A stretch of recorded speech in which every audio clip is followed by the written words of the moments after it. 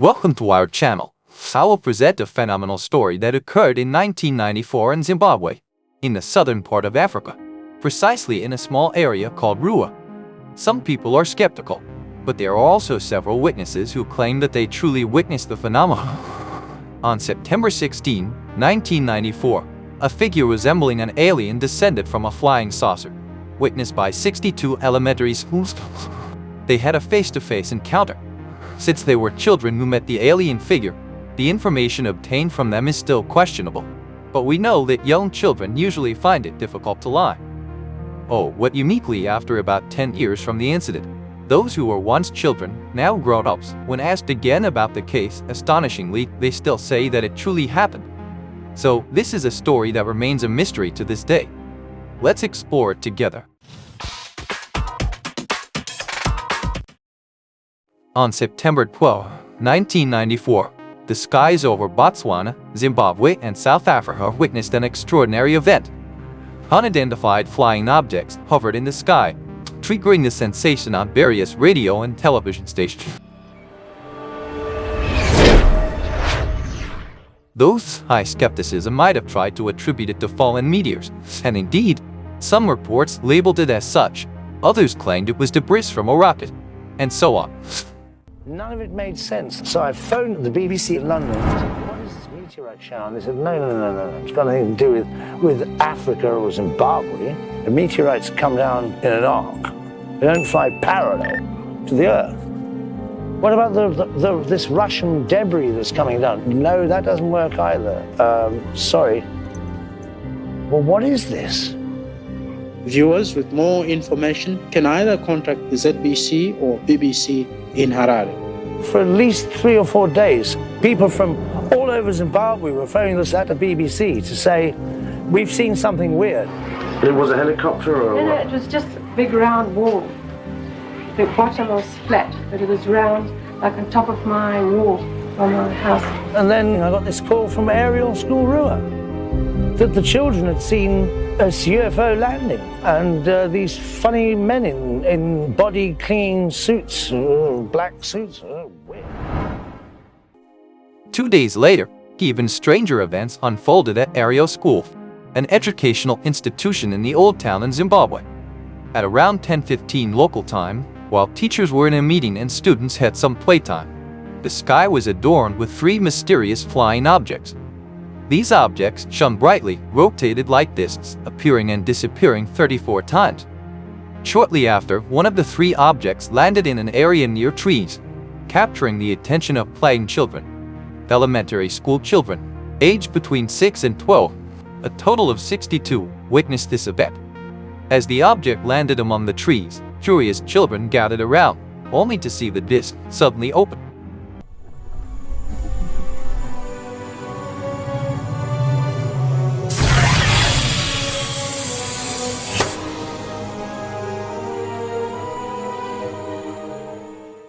The door opened, and out came creatures described as follows. Approximately 1 meter tall, slender bodies, slightly oversized heads with very large black eyes. Their slender bodies were covered in shiny black clothing. When these creatures emerged from the disc, the children split into 2 groups. Some fled in fear, while others tried to maintain their curiosity by staying in place. The reasons for the children who fled varied. First, because the creatures walked with frightening, very odd movements, described as jumping. The depiction of their walking resembled the movements of astronauts on the moon, jumping. The second reason was the Zimbabwean society's belief in creatures called tokolosh, demons that kidnap and eat children. Many children, especially those with dark skin, were afraid, suspecting that these creatures were tokolosh, beings that would kidnap and eat them. As they ran back and forth, only a few children remained, usually the older ones with lighter skin. These white-skinned individuals persisted, and that's where contact or communication was established between a few remaining children and the arriving beings. Although the creatures didn't speak, no words uttered, suddenly around 20 remaining children had their minds filled with images of Earth.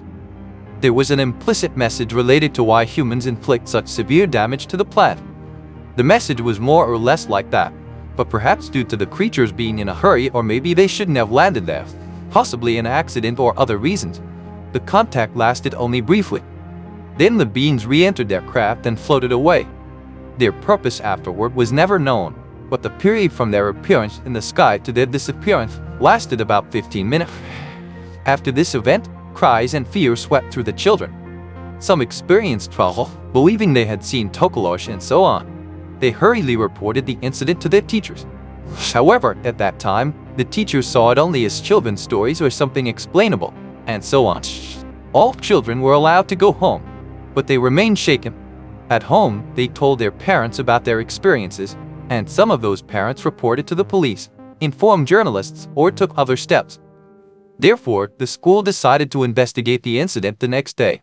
There are cases that are not explainable in conventional terms. That have been made by credible observers of relatively incredible things.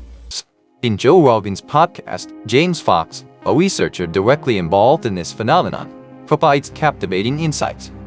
Initially, at the time of the incident, he dismissed it. However, after several years, with strong determination, he returned to the incident location for further investigation.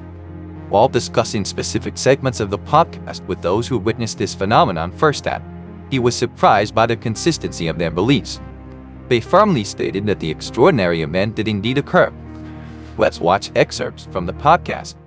And I dismissed it so quickly because I thought, there's no way that a mass landing with the sheer volume of eyewitness testimony at a school in broad daylight could happen and the whole world not know about it. So I just walked away from that story for about 10 years. 10 years later, because it's very compelling. You've got all these children saying what they saw on camera after it happened, and then you see them 20 years later, and then we go to Africa and we meet with the headmistress, or she was a teacher at the time. We meet with other witnesses, we go to the landing site, we talk to people at the school. That case is absolutely, and it was witnessed by lots of other people in and around the area for several days before it chose a school to land. Oh my God, those children are not lying. This is the most amazing thing I've ever seen. Because look, I ask your audience to don't take it from me. Just suspend judgment for a moment and imagine, hypothetically, if a UFO or several UFOs landed at a school in broad daylight in Ruwa, Zimbabwe, Africa, and interacted telepathically with nearly 100 school children. Not all of them had telepathic, but had seen the incident. How significant of a story would you give that? Well, not only that, they had... Hundreds of people today phoned the ZBC and the BBC correspondent in Harare saying they sighted an unidentified flying object last night. We have some eyewitness. The investigation was conducted not only by the school, as reports had already been given to the police and journalists. I was running and playing, and then I saw this maroon color in the sky. It was looking at all of us. Maybe they're trying to communicate. They were reaching out. Journalists that were involved in interviews with the children, and the results were surprising. The investigation showed that the children seemed to have no intention of lying. This was proven by tests conducted on them, showing that they had no opportunity or reason to lie. They were interviewed separately, and the results were consistent, although there were small differences in details, such as the size of the eyes being too big or too small, the presence of hair, and other small things. Nevertheless, the overall description of the chronology from the beginning to the end of the story, the shape of the creatures, and other details remained consistent. All children told the same story. Imagine, not just one or two children, but 62 children with innocent and honest eyes, sharing their truly mysterious experiences. As consistent witnesses, they not only expressed their fears but also undeniable honesty. Investigations conducted by the school, authorities, and even journalists have proven that these children had no intention of lying. With test results confirming their honesty, their stories about extraterrestrial beings and the mysterious message become even more profound. Let's hear directly from the source how these children sincerely and without reservation narrate their experiences. This is the untainted honesty of children, providing us with profound insights into this mysterious event. Get ready to be captivated by the honesty and openness of these interviewed children. You've talked with the BBC people and with Nikki Carter here before, right? Yes. Okay. But the experience is still fresh in your mind, is that right? Okay. What were you doing at the time? Well, I was playing in the playground, and then we saw something silver, and then we quickly ran to the logs, and we saw a silver thing, and we saw a man standing next to it. And what did he look like? Well, he had big eyes that pointed. Pointed big eyes. Can you, maybe you could just draw the head. What do you like to draw? Yes.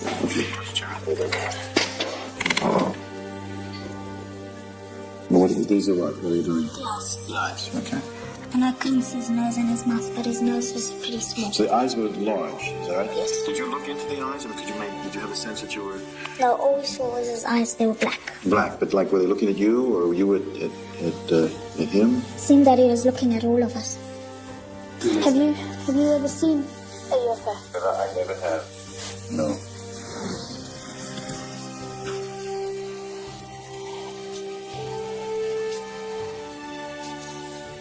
I didn't see anything over there. No nose, you can see that? No. My heart kind of went faster and then slower and then faster and then slower. All at the same time. Now, that was excitement and... Yeah, excitement and scary. And scary. And well, you said happy, too. Yeah. Happy because... Because I saw something strange and something peculiar and something nobody had ever seen. Haley, something scared you, is that right? Yes. What scared you? The noise. What noise? The noise that we heard in the air.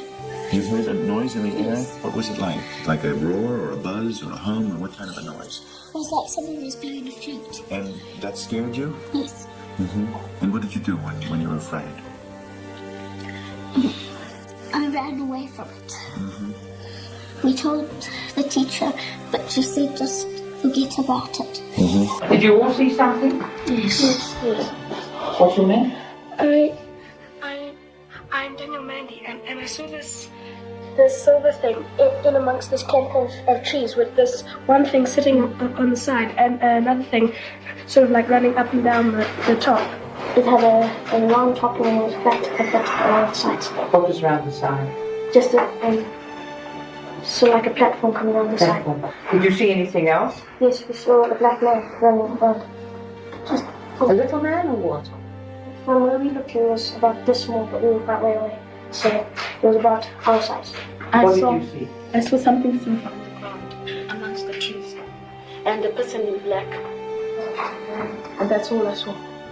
You saw a person alongside the silver thing? Yes. Have you heard about UFOs before this? No. You didn't know anything about it, so it was something quite new to you? Yes. Were you afraid? Yes. Nobody should panic. We don't know what it is, and it could be just there was a Russian satellite went up on the 27th of August, and it's a possibility something came down, but it would not account for the figure you saw. So, what actually happened to those children? Is what they described a real event, or perhaps just a product of their imagination? A fantasy that collectively created a mysterious scenario in their minds? Okay, let's continue listening to the interview. Could you tell me what you saw on Friday? Well, it was just glancing in the trees. Almost like there was a man, and he walked towards us and he walked back again. And what does he look like? His face was like this, and his eyes were down here. Like, further down his face? Yeah, much further down than us, because our eyes are here, his are down. You don't think it was somebody in fancy dress doing a prank or something? And how tall about? About, say there, sitting on the spaceship. How do you know it was a spaceship? Wasn't it a helicopter or something like that? Well, it looked like it was like a disc, like a round. And whereabouts was it? It was in the trees over there, between the both. And did you girls see that as well? Yes. And then we saw something shiny. And we saw two people. They were in tight black suit. And they had big eyes. And we didn't actually see their nose. It was quite small. And their mouth was quite small as well. I didn't know what that meant.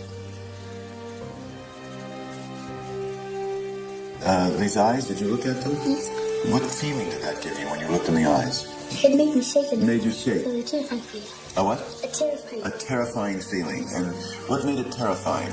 The way he was looking at me. How did he look at you?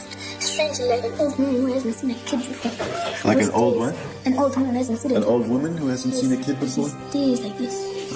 Okay, I'm going to ask you to do something. Try to just be in that feeling for a moment. Try to remember that terrifying feeling, okay? Can you do that? I know it's unpleasant, but nothing bad will happen, okay? And just try to tell me what that terror, what's in the terror. See what you find in the terror. What it might be about. It was making me all scared. My heart was now starting to pump faster, and it was making me all woozy now. Like woozy, losing, Yes. like you're gonna faint? You mean? Yeah. Did you faint? No. Yeah. He was looking at me, and then he was looking at me back. I was just keep on looking at him. I just started like this, like I said, to make me feel faint. But you kept looking. Why did you keep looking? I don't know, something just attracted me to it. Something attracted you. I was just getting very scared. What were you scared would happen? Like, don't be afraid to make it. You say, even if you think it's not sensible, just tell me what you were afraid might happen. I thought the aliens would attack me. Would attack you and do what? Hurt you? Yes. How would they do that? I don't know. It looked evil because it was just staring at me. With what? Staring at you as if what? As if to do what? As if I wanted to come and take her. Next, the children were also asked to draw, and out of the 62 children, 35 of them were willing to illustrate their experiences. The drawings consistently depicted something with almost similar descriptions. Although there were differences in the children's depictions, the descriptions remained consistent. This indicates that the children were unlikely to collude beforehand or plan similar stories. Then, when recounting the event in detail, the descriptions provided by the children remained consistent. This is what I refer to as facts, which even the most skeptical would find challenging to dispute. Skeptics might say that the children saw something, although not necessarily aliens, not necessarily UFOs. It could be a scenario planned by someone. But at the very least, everyone agrees that at that time, the children were witnessing something strange and peculiar. And this needs to be noted, considering the conditions of the time. If we analyze the descriptions given or depicted by the children, they illustrated aliens with stereotypes we know today. Slim bodies, bald heads, large eyes, black color, and so on. These are stereotypes of aliens known today. In reality, such alien shapes only became popular after the advent of the internet, not present in the TV era or extremely limited during that time. If we look at the event in 1994 and trace it back to 1969, the internet was still in a very limited state and accessed only by a limited audience. In 1982, even though the internet had spread, there were only about 1,000 users worldwide, mostly in the United States and a small portion in Europe. Even in 1990, the World Wide Web, Ruwa, was just discovered, and only in 1998, Google was founded, so the stereotype of aliens with such shapes began to spread, especially after the 2000s. The question that arises is how children in a very remote town, in a technologically minimal country like Zimbabwe, could provide alien descriptions that align with the modern human stereotypes exposed to alien depictions from the internet. This question arises concerning the strange phenomenon that swept the African sky in 1994. Speculations may include the possibility of rockets, satellites, or other natural phenomena. However, the sightings described by these 62 children remain one of the most perplexing mysteries, with no academic explanations provided, and even scholars themselves are still confused about the incident. Nevertheless, while enjoying the revealed mystery, we should also highlight the important message conveyed by these beings, namely that the Earth is currently damaged, and the question of why humans continue to harm it. Hopefully, this becomes a serious concern. There you have it, mystery enthusiasts, an extraordinary tale from 1994 that leaves us astonished. Is this a sign from outer space or an unexpected natural phenomenon? Let's discuss in the comment section. Don't forget to subscribe, like, and turn on notifications so you won't miss other fascinating mystery stories on this channel. Thank you for watching. Until the next episode, stay vigilant and always curious.